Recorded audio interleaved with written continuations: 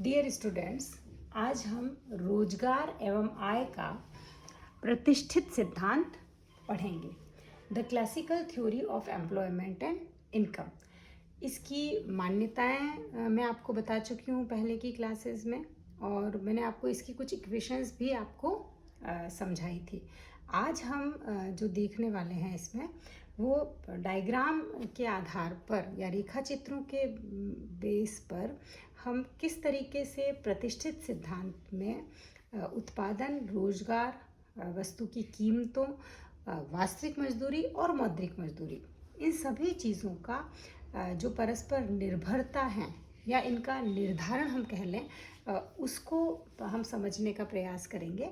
और डायग्राम में हम उसे उसका कहाँ डिसाइड होती है, उत्पादन की मात्रा कितनी तय होती है, रोजगार कितना तय होता है, कीमतें और वास्तविक मजदूरी क्या क्या रहती हैं, इसे समझने की कोशिश करेंगे। तो उसके लिए सबसे पहले हम बनाते हैं डिमांड ऑफ लेबर और डिमांड ऑफ सप्लाई कर्व। तो डिमांड ऑफ लेबर क्या होता है? डिमांड ऑफ लेबर आपको पता है, श्रम की मांग को कहते हैं। श्रम की मांग, डिमांड ऑफ लेबर, या इस डायग्राम को हम कहेंगे श्रम की मांग। ये श्रम की मांग है, ये किन दो चीज़ों में संबंध को एक तरीके से बताती है। यहाँ पर हम लिखेंगे वास्तविक मजदूरी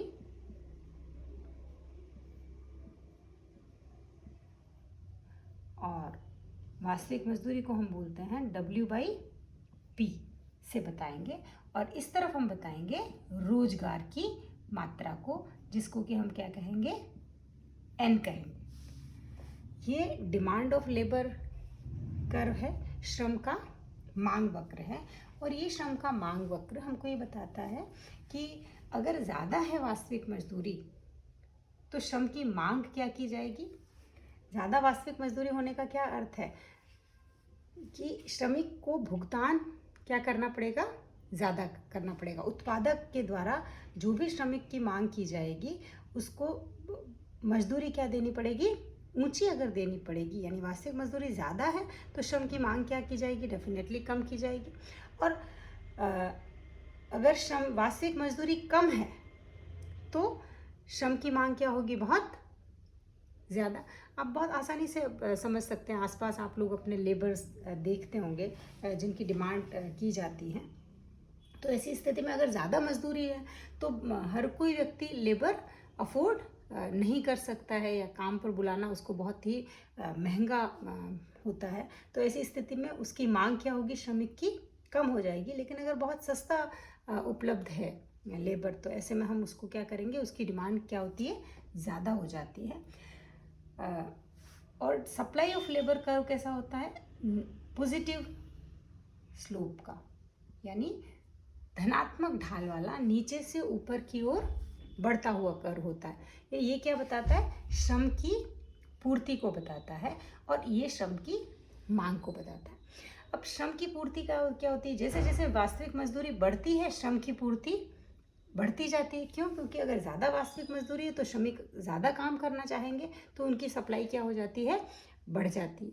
तो इस आधार पर अगर देखें तो इस बिंदु पर क्या हो रहा है, ये एक ई या संतुलन का बिंदु आप कह लीजिए, जहाँ पर क्या हो रहा है, श्रम की मांग और श्रम की पूर्ति क्या है, DL = SL। श्रम की मांग और श्रम की पूर्ति क्या है, बराबर। तो जहाँ श्रम की मांग और श्रम की पूर्ति बराबर होती है वहीं पर वास्तविक मजदूरी का निर्धारण किया जाता है। तो वास्तविक मजदूरी कितनी तय हो गई, यहाँ पर W/P1 डिसाइड हुई, और रोजगार की मात्रा कितनी डिसाइड हुई, N1। यानी अर्थव्यवस्था में रोजगार कितने लोगों को मिलेगा, ON1 लोगों को रोजगार मिलेगा। और मजदूरी, वास्तविक मजदूरी कितनी रहेगी, OW/P1 रहेगी। अब जब रोजगार का निर्धारण हो जाता है एक बार, तो उस रोजगार, इतने लोग अगर ये ON1 का क्या मतलब है, यानी इतने लोग काम में लगे हुए हैं, उत्पादक कार्यों में लगे हुए हैं। तो जब इतना रोजगार है, रोजगार की स्थिति इतनी है, तो उससे प्रोडक्शन हम किससे बताते हैं? तो प्रोडक्शन हम बताते हैं प्रोडक्शन फंक्शन से। किससे बताते हैं? उत्पादन फलन से। और उत्पादन फलन वक्र आपका कैसा होता है? इस तरीके का होता है, जो क्या क्या बताता है? Q is equal to function of N K T। यहाँ पर K और T क्या रहते हैं? स्थिर रहते हैं। इससे जस्ट पहले वाली क्लास में मैंने आपको बताया था कि K और T क्या है? स्थिर है। K यानी पूंजी की मात्रा, T यानी तकनीक, ये इनमें बदलाव नहीं होता है। केवल N यानी रोजगार की मात्रा में ही परिवर्तन होता है, और उत्पादन एक तरीके से रोजगार की मात्रा पर डिपेंड करता है, उसका फंक्शन है। Q is equal to function of N, K और T। इसका मतलब उत्पादन निर्भर करता है रोजगार की मात्रा पर, K का मतलब पूंजी के स्टॉक पर, T तकनीक पर, और भी बहुत सारी चीज़ों पर डिपेंड कर सकता है। लेकिन यहाँ हम ये देख रहे हैं इस इक्वेशन में। अब ON1 लोगों को अगर रोजगार मिल गया है, तो ऐसी स्थिति में उत्पादन कितना होगा? ये हमको क्या बताएगा? उत्पादन फलन बताएगा। तो कितना उत्पादन होगा? जब ON1 लोगों को काम मिल रहा है, तो ऐसी स्थिति में हम प्रोडक्शन कितना करेंगे इकोनॉमी में?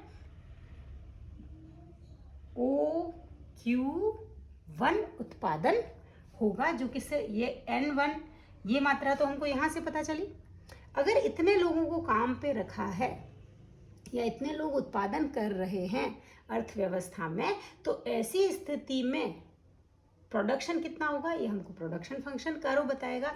ये उत्पादन फलन है, और ये बता रहा है कि Q, इस पे ये पॉइंट यहाँ मिला, तो ये आपको क्या बता रहा है? Q1 प्रोडक्शन होता है।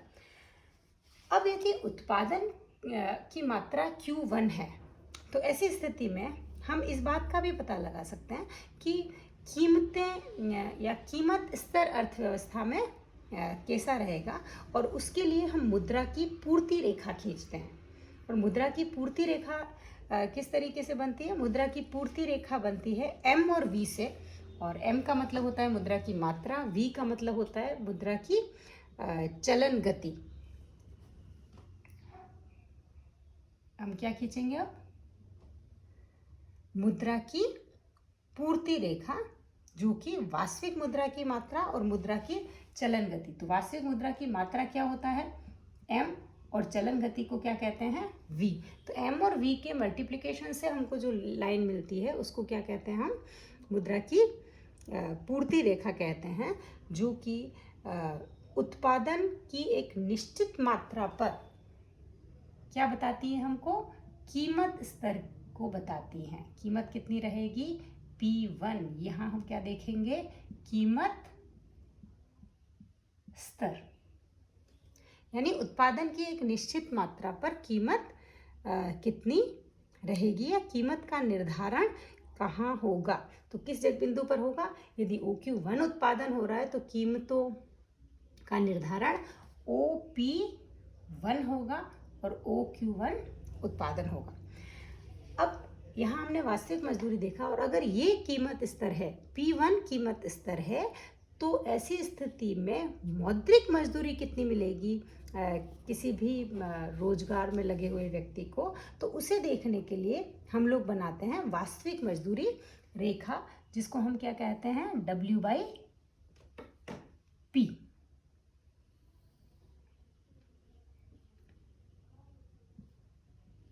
मजदूरी में कीमत का, ये W यानी मजदूरी है, P यानी प्राइस है।